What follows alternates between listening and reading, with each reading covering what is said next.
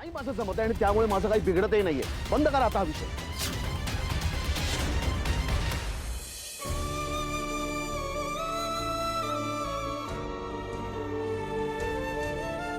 काय झालं बाबा, बोला ना.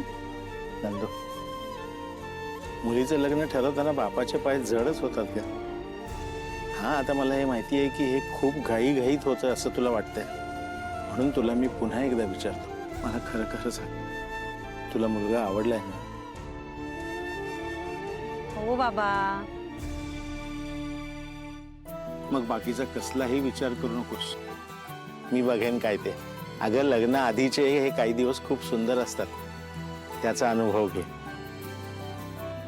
तुझं लग्न ठरलंय हे आपण राजवाड्यांना सांगायला हवं, हे तुझ्या आईचं म्हणणं अगदी बरोबर आहे. पटलंय मला ते. आपण त्यांना तेवढंच बोलू आणि आपल्याकडून त्यांना सुचवून बघूया की तुम्ही फार खर्च करू नका. पण त्यातून जर त्यांनी ठरवलं असेल तर आपण फार ताणून धरायला नको. तुझ्या चेहऱ्यावर टेन्शन बघायला मला नाही आवडत नंदू. सुरुवात चांगली होऊ दे आणि तू नेहमी प्रसन्न राहावीस असंच मला वाटतं. चला.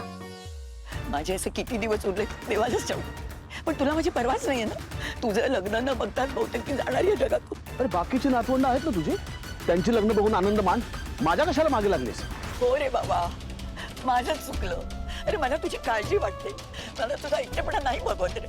तू आनंदात राहावास, जगातली सारी सुखं तुला मिळावीत असं जे मला वाटतं ना, ते माझं चुकलं. नाही नाही अजय, तुमचं नाही, माझं चुकलं. खरं तर मी ना वयाच्या 21शीतच लग्न केलं पाहिजे.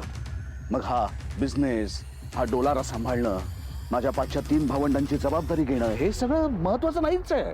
लग्न सगळ्यात जास्त महत्वाचं आहे. लाज वाटत नाही माझी चेष्टा करताना? आणि तुम्ही माझी चेष्टा करता ते सतत मला घालून पाडून बोलत असता लग्नावर ना, ते काय? नाही बोलणार, कधीच नाही बोलणार.